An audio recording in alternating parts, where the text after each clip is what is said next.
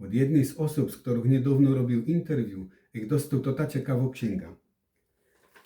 Jest to księga ludzi zasłużonych dla gminy Dobrzeń Wielki, która będzie tematy naszego dzisiejszego filmu. A konkretnie przyjrzymy się osobom z Krościc, które są opisane. W latach 70. i 80. XX wieku z inicjatywy rządzącej w Polsce Polskiej Zjednoczonej Partii Robotniczej przygotowywano księgi ludzi zasłużonych. Takie księgi powstawały dla poszczególnych województw, miastów i gmin.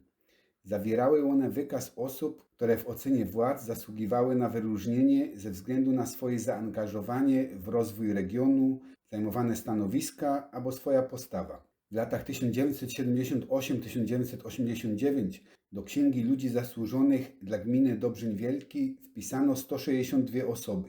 Łoty, kto miał być do niej wpisany, decydowała egzekutywa Komitetu Gminnego PZPR w Dobrzeniu Wielkim.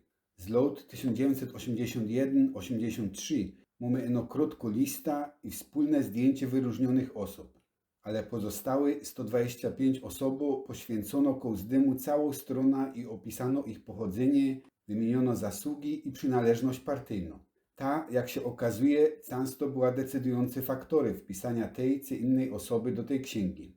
Wyróżnionych zapraszano takie listy na uroczysty akt wpisu. Skoro decyzje te podejmowała PZPR, to nie dziwi, że większość wyróżnionych była co najmniej członkoma, jak nie aktywnymi działaczoma tej partii. Byli i tacy, którzy poza tą aktywnością i stanowiskoma sprawowanymi dzięki aktywnemu wspieraniu władzy ludowej nic więcej dla tej gminy nie zrobili. Często były to osoby przybyłe z centralnej lub wschodniej Polski, które dostawały stołek np. w zarządzie Gminnej Spółdzielni Samopomoc Chłopska w Krościcach albo w Spółdzielni Kółek Rolniczych. Oczywiście wśród wyróżnionych są też z zewnątrz do Krościc przybyli członkowie PZPR, którzy nie liczyli na stołek z tytułu przynależności partyjnej, no też coś dla gminy albo dla Krościc zrobili. Na przykład wieloletni krościcki lekarz Józef Kacała, nauczyciel, radny i kierownik Urzędu Stanu Cywilnego Władysław Wilk, albo wieloletnia dyrektorka krościckiego przedszkola Danuta Bilińska. Oczywiście nie eno przybyłych z zewnątrz członków PZPR wyróżniano wpisy do tej księgi. Mamy też przedstawicieli lokalnej społeczności, którzy wnieśli wkład w rozwój naszej wsi albo w tworzenie i utrzymanie miejsc pracy dla jej mieszkańców. Byli to na przykład wieloletni prezesi GS-u urodzony w Krościcach Arnold Kokot i Emilia Kucap, którą się tu wychowała. Mamy też zrodzonych krościcanów, którzy chcieli wnieść swój wkład dla wsi i jej mieszkańców, ale nie chcieli należeć do PZPR. W tamtych czasach kierownicze stanowisko w spółdzielniach albo zakładach produkcyjnych było jednak ściśle powiązane z przynależnością partyjną. Wyjście w takim przypadku było członkostwo w Zjednoczonym Stronnictwie Ludowym, ówczesnej partii chłopskiej.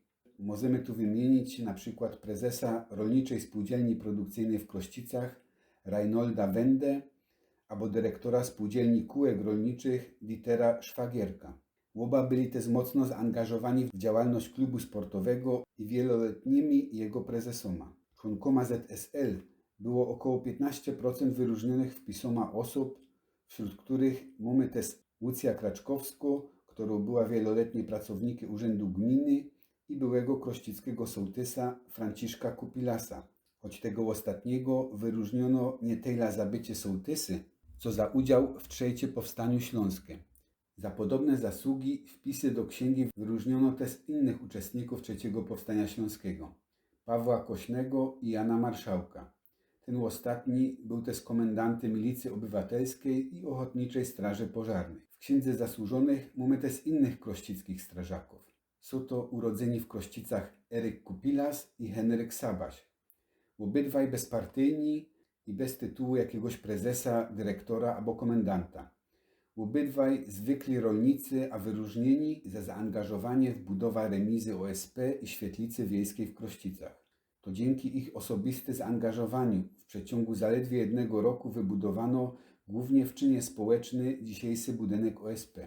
Oba są przykłady bezinteresownego zaangażowania dla naszej wsi i z całą pewnością zasłużyli na wyróżnienie jako osoby zasłużone dla gminy Dobrzeń Wielki. Około 1/3 wyróżnionych osób znajdła się w tej księdze, mimo tego, że nie byli członkoma żadnej partii. Oprócz wspomnianych właśnie społeczników, wymienić tu możemy m.in. dwóch pracowników spółdzielni pracy Jedność Elektromet. Są to kierownik zakładu wikliniarskiego Alfons Goluzda i jej główny mechanik i racjonalizator produkcji Jerzy Maciosek. Patrząc na księgę zasłużonych nie tyle pod kątem przynależności partyjnej, co zawodowej, obydwaj wymienieni należą do najliczniejszej grupy osób zatrudnionych w zakładach produkcyjnych. Jest to około 18% wpisów.